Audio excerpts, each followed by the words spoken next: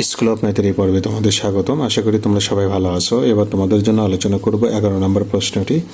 এখানে বলা হলো যে কলার দাম 14 সমস্ত 7/2% কমে যাওয়ায় 420 টাকায় পূর্ব অপেক্ষা 10টি কলা বেশি পাওয়া যায়। কতে বলল যে একটি সংখ্যার 14 সমস্ত 7/2% সমান 10 হলে সংখ্যাটি কত, প্রতি ডজন কলার বর্তমান দাম কত, আর গতে বললো প্রতি ডজন কলা কত দামে বিক্রয় করলে 33 সমস্ত 3/1% লাভ হতো। আসলে উদ্দীপক অনুযায়ী যেটা আমরা পেলাম যে কলার দাম যখন কমে যাবে তো আগের তুলনায় আমরা কিন্তু সেক্ষেত্রে বেশি পাবো। তো বাজারে কোনো একটা জিনিসের দাম যখন কমে যায় তখন কিন্তু আমরা দেখা যায় বেশি জিনিস কিনতে পারি, একই টাকায় আমরা পূর্ব অপেক্ষা বেশি জিনিস কিনতে পারি। তো সেটাই বলা হলো, তো 420 টাকায় পূর্ব অপেক্ষা 10টা কলা বেশি পাওয়া যাবে যেহেতু দাম কমে গেল। তো যাই হোক, আমরা এখন কতে যাব। কতে আমরা এমন একটা সংখ্যা বের করব যার এত পার্সেন্ট সমান 10 হবে। সংখ্যাটি আসলে কত আমরা যেহেতু জানি না সংখ্যাটি কত, এ কারণে আমরা শুরুতেই ধরে নেব সংখ্যাটি ক।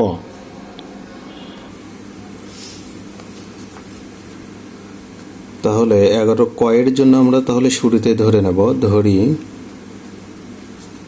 সংখ্যাটি, যেহেতু আমরা জানি না আমরা ধরে নিলাম ক। প্রশ্ন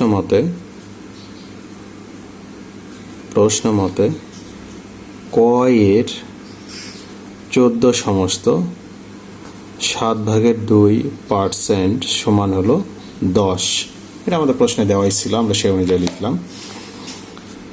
এখন ক এর এই মিশ্র ভগ্নাংশকে আমরা ভাঙলে আমরা যেটা পাবো, অবৃক্ত একটা ভগ্নাংশ পাবো, সেটা হলো 4 7 28 30 0 7 থেকে 7, মানে উপরে 100 লবে 100 পেলাম, হরে হলো 7, এত পার্সেন্ট সমান 10। এখন আমরা যদি এখানে শতকরা চিহ্ন উঠাই দেই তাহলে নিয়ম হলো ভগ্নাংশের হরের সঙ্গে 100 গুণ হবে। এখন এই 100 কেটে দেব, তাহলে এই ক এর মানে হলো গুণের কাজ, তাহলে ক এখানে কোনো কিছু নেই, মানে 1 থাকবে, 1-এর সঙ্গে ক গুণ হয়ে তাহলে কি হবে, ক নিচে হলো 7 সমান হলো 10। এখন এর নিচে মনে মনে 1 ধরো, তাহলে আড়াআড়ি বা কোনাকুনি গুণ করো, তাহলে ক দিয়ে 1কে গুণ করলে ক হবে 7 10 70। তো সেক্ষেত্রে আমরা সংখ্যাটি পেলাম, অতএব সংখ্যাটি সমান হলো 70। এবার তাহলে খ নাম্বার আমরা যে কাজটি করব, আমরা প্রতি ডজন কলার বর্তমান দাম বের করব। প্রশ্নে কিন্তু বলেই রাখছে যে কলার দাম 14 সমস্ত 7/2% কমে যাওয়ায় আগের চেয়ে 420 টাকায় কয়টি কলা বেশি পাওয়া যায়, 10টি। এই যে 14 সমস্ত 7/2% কমে যায়, সেক্ষেত্রে আমরা এটাকে যদি আমরা কাজে লাগাই, 14 সমস্ত 7/2%, এটা সমান আমরা লিখতে পারি 100/7।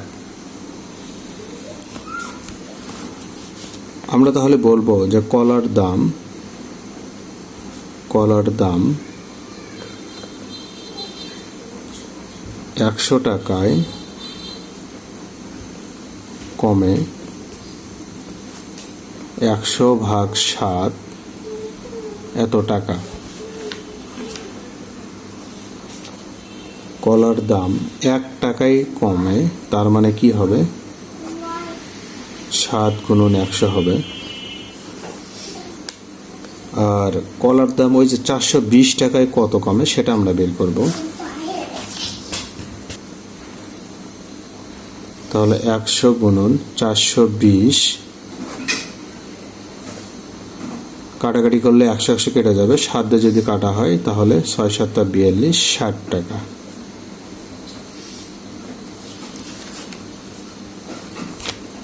তাহলে 1 ডজন সমান 12টি। আমরা তাহলে লিখতে পারি 10টি কলার বর্তমান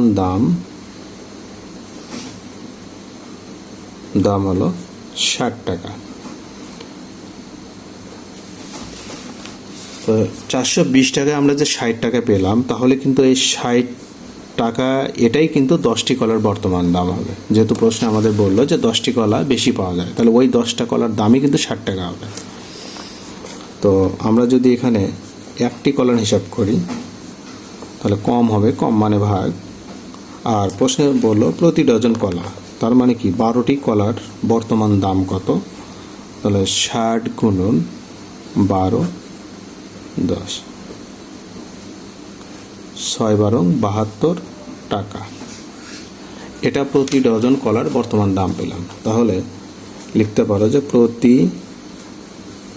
ডজন কলার বর্তমান দাম 72 টাকা। এবার গতে যেটা বললো যে প্রতি ডজন কলা কত দামে বিক্রয় করলে 33 সমস্ত 3/1% লাভ হবে। তো আসলে খতে আমরা যেটা বের করলাম প্রতি ডজন কলার বর্তমান দাম, ওটা আমরা একটু লিখে নেব, কারণ গতে আমাদের কাজে লাগাতে হবে। তো আমরা লিখে নেব খ হতে প্রাপ্ত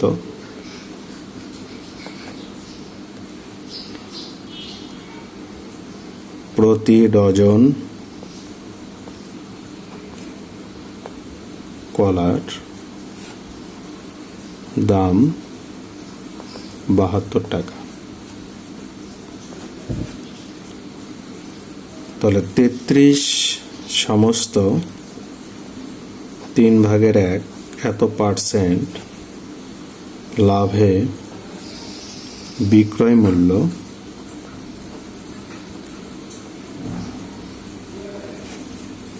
যেহেতু লাভ, সেক্ষেত্রে 100-র সঙ্গে আমাদের যোগ করতে হবে।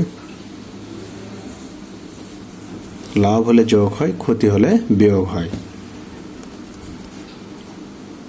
তো 100 যোগ, এটা যদি আমরা অপ্রকৃত ভগ্নাংশে নিয়ে যাই তাহলে 100/3 পাবো। তাহলে এখানে লসাগু করলে আমরা 300 যোগ 100 নিচে 3 সমান আমরা পাবো 400/3 এত টাকা। এখন আমরা যদি বলি ক্রয় মূল্য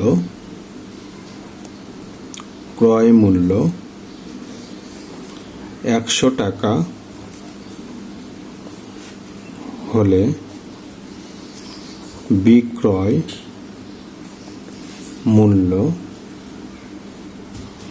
আমরা লিখব 400/3 এত টাকা। ক্রয় মূল্য যদি 1 টাকা হয় তাহলে বিক্রয় মূল্য 400/3, যেহেতু কম মানে ভাগ মানে হরের সঙ্গে গুণ হবে 100।